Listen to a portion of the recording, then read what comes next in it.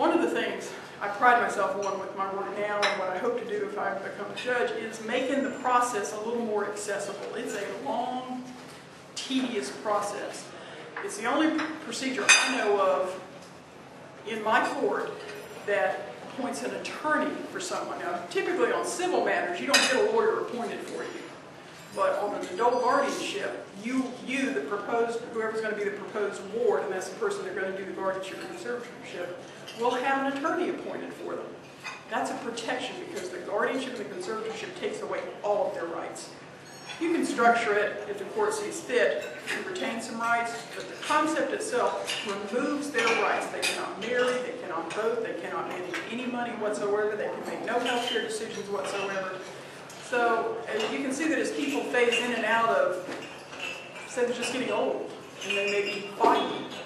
So one minute they may seem like they're senile, and the next minute they may be clear. Guardianship is not always an appropriate remedy for somebody who has occasional problems. The process takes about 6 to 8 weeks to get completed. In the best of cases, if it's contested by a family member, it can take months.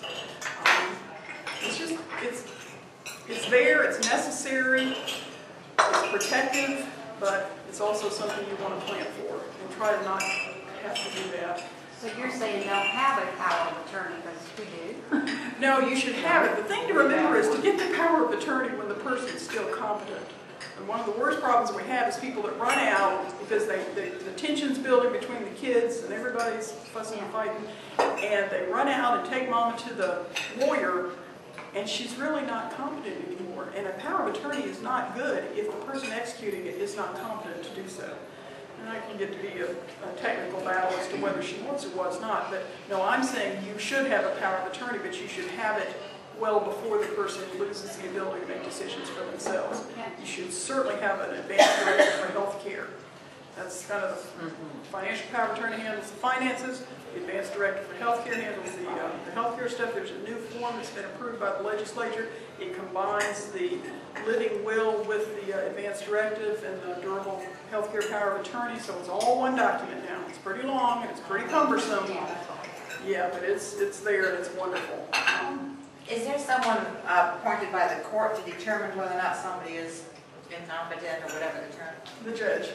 So, I mean, do you interview them? Do you have to have a doctor? Yes, there is a doctor that's part of the state procedure, the mandatory procedure in Georgia. A doctor, psychologist, or even a licensed clinical social worker must do an evaluation of the proposed ward and determine if they think they need a guardian and or a conservator. They do a written report setting out their findings, file that with the court, and then the court goes forward either with the hearing on the case because they believe there's merit. One of the things I can do is if I get a doctor's report in that says the person is not incompetent, I can dismiss the entire thing and the person's rights stay in them and we have no case. So the law, yes, there is a professional evaluation. Now those evaluations can be challenged. If the determining party is a member of the family, does that invalidate it? For example, my daughter is a licensed clinical social worker. Yeah. I don't think I'd ever go in. Right. I hear her mother's loony. Right. Well, my son always threatens me whenever he gets mad at me. Remember, I'm going to pick out your nursing home. No, a family member would never be appointed. It is to be a neutral, unbiased, disinterested party to perform the evaluation. And the court has a roster of doctors and evaluators to make these evaluations. It is not up to the parties to pick the person. The idea is to keep the neutrality there. Make it a fair shake. If you've got an elderly person who's not able to communicate well, and the child goes in with them to the evaluator, and the child does all the talking. Well, mama does this, and mama does that, and mama does this. Well, that's not really fair. That's the evaluator's not getting the unbiased position. So. Are there any questions? I understand that if one has a will and you have an executor or co-executors, that's just for that will. So you should really have the power of attorney also. You should have a financial power of attorney, and you should have a health care an advanced directive for healthcare purposes. Some people do estate planning if they have substantial assets in ways of trust and things like that, so that you really are negating the need for some of the financial documents. Everyone's case is different. Most people that I deal with particularly don't have that kind of asset base, so they're going to need these documents. And yes, you should have an advanced directive for healthcare, you should have your financial power of attorney or some kind of joint account situation set up. And you should like the person you make your attorney in fact, and like the person you make joint holder on your accounts, and trust them. If you don't trust them, don't put them down there. Is this mainly, like for instance, my sisters and I we were all three had power of attorney over our mom. And my older sister actually died before my mother did, so there was two of us. But we never thought about anything, and is that why we never saw a probate judge? Absolutely, yes. As long as everything goes, that's when you need it, when there's fighting or there are no documents in place. A lot of my father just got sick and died very unexpectedly. I had a brother who was incapacitated. My parents spent their lives taking care of him. Daddy handled everything for my brother's power of attorney. My brother was hurt in a Jeep. He was in the Air Force, was hurt in a Jeep accident. Got a large settlement from Jeep to help support him for his life. My father handled all of his matters with a financial power of attorney. I was not involved in the drafting of that. And then my father gets sick, goes in the hospital with the flu, and dies down in Brunswick, Georgia. And he had no will, he had no power of attorney, he had nothing. So I have lived through, and there was no one to handle my brother's estate, my brother's large estate. And he was incapacitated and couldn't handle it himself. So I've lived through what it is to not have these things in place. And now I know I made sure my mother and my brother were well taken care of and provided for after that. But my father was, like I said, in 1 year of law school.